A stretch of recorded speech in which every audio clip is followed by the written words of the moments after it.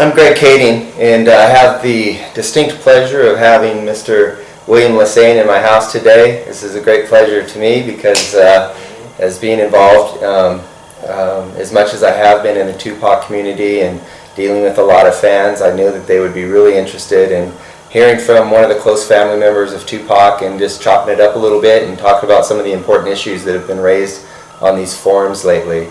So a big shout out to all the different forums. Big shout out to all the fans in the Tupac community, and I'd like to introduce Mr. William Lesane from Atlanta, Georgia. What's up? What's up, everybody? I'm in California. I'm sitting with Mr. Kading, good guy. Glad to be here personally. This is really an honor for me to have this conversation with Mr. Kading. My family and I have so much respect for what Mr. Kading has done with the investigation, and the investigation was cold for a minute, for several years, until Mr. Kading got serious about what happened to my cousin and wanted to really find out. So we're just very grateful to you, brother, and this to me is just the ultimate gratification. It's like I'm this is gratifying for me because I'm feeling like I'm giving something back as a result of all your great hard work, man. So this is an honor, man. This is great. And let me also add, he's a great host. And he's got a beautiful home, man. He's got like a hot water. He's got like an automatic hot water faucet, so you don't have to boil water in his house. I'm a tea drinker, so I don't have to boil the water. I can just go to his faucet and automatically there's hot water, just like at the stores. So I'm having a nice time. But who does this? Who brings their own tea bags to your house? All the time. And I done drunk 3 cups of tea in his house already, and he hadn't given me one bag. So it's equally gratifying for me because as a homicide investigator, one of the primary driving forces behind your investigation is to provide some answers and hopefully closure to the families of the slain, and it's just a great honor for me to be able to sit down with a family member of Tupac's and just talk about some of the different theories that had happened. And so it's equally gratifying for me because now it's kind of personal. It's an awesome opportunity to sit down with you, and I'm looking forward to years more of collaboration as the investigation and as the story of Tupac continues to grow.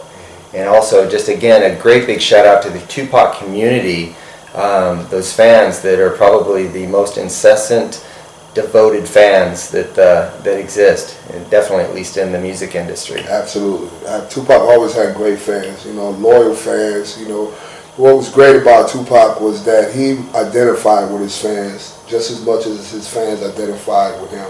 So he had a very good relationship with his fans, a working relationship.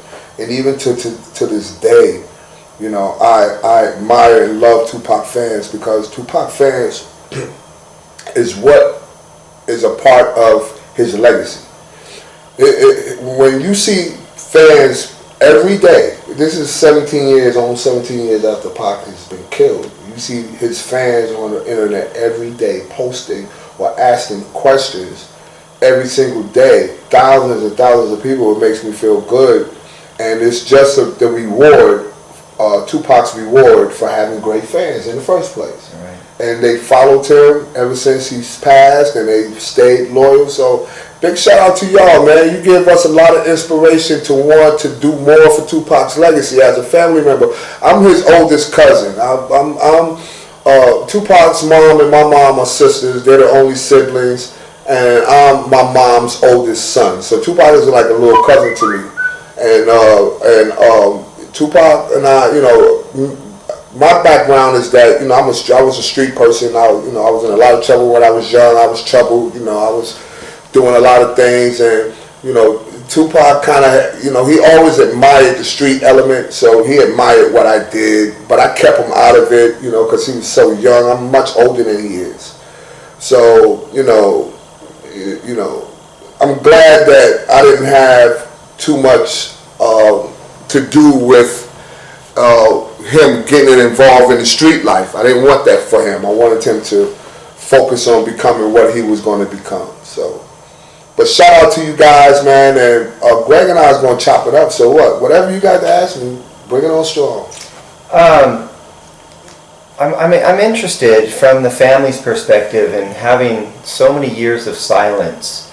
You know, how did you guys as a family come together to kind of to deal with the fact that the police department didn't appear to really be doing anything on the case, and having such a notable celebrity as Tupac Shakur, like, was there frustration on the part of the family, or did you guys always just assume that these actions against Tupac were because of the lifestyle that he was living? Talk about that, or maybe that the difference between the way he was pre-death row versus who he became in 1995 and 96.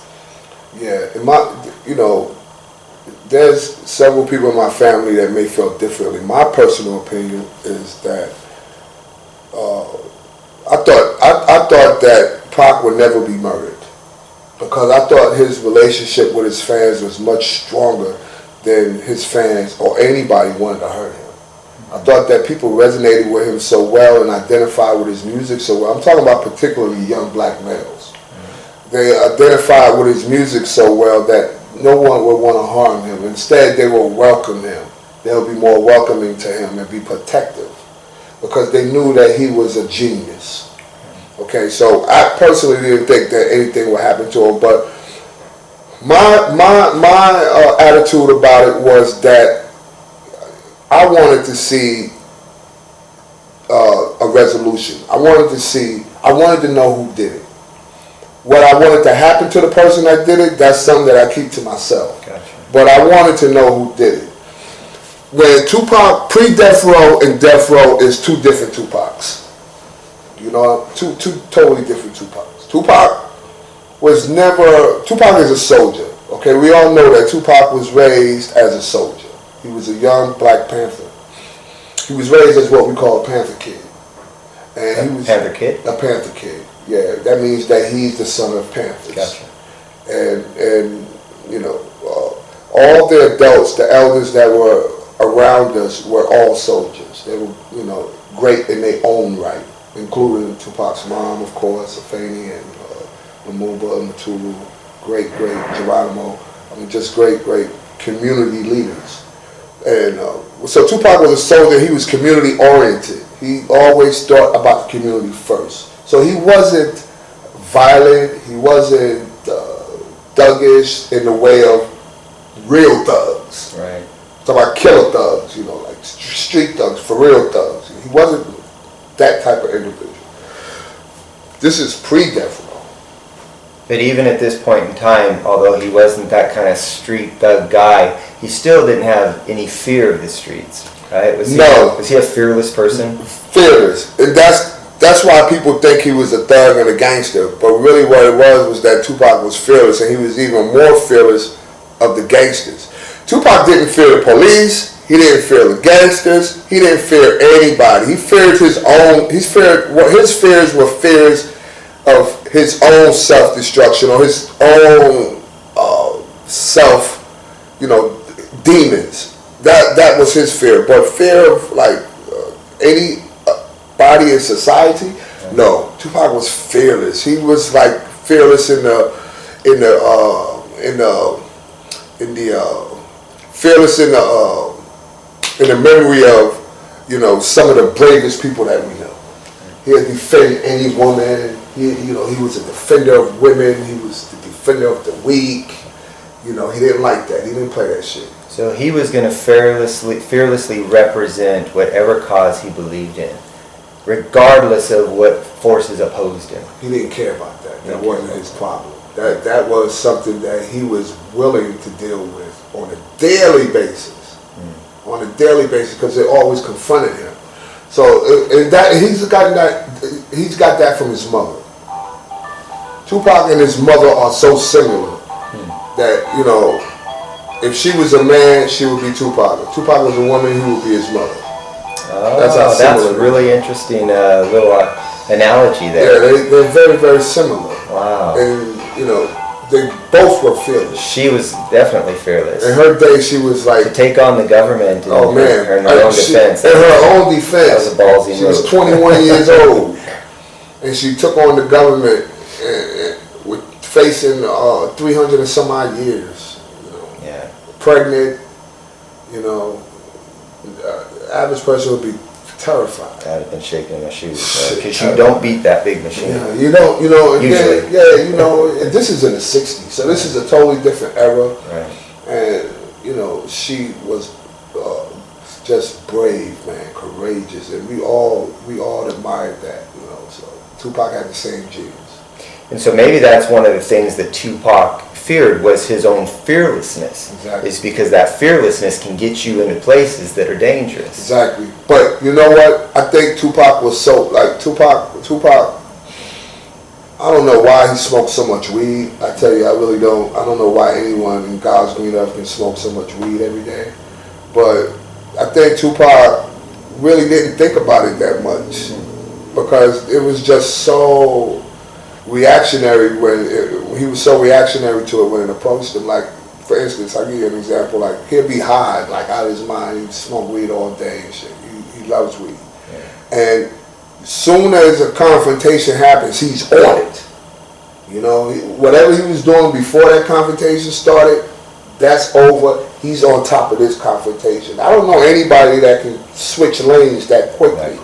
Especially high. Right. I don't know anybody that can do that. Typically, you're more mellow. Yeah, exactly what I'm saying.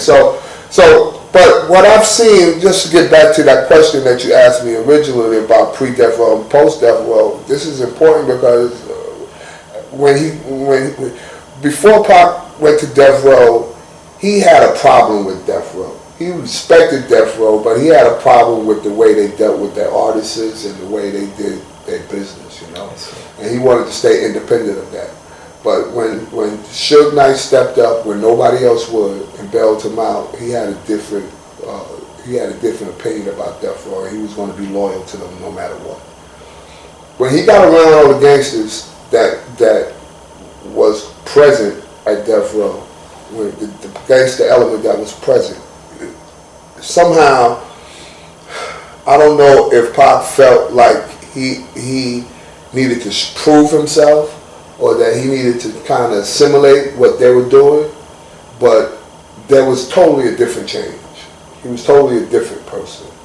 He became to sometimes act like the gangsters, you know, and do the shit that the gangsters do that he normally wouldn't do. And I saw that in him, and it worried me. Was it him actually trying to become one, or was it his way of just recognizing and developing a rapport? I mean, would you classify him as a gangster? No, of course not.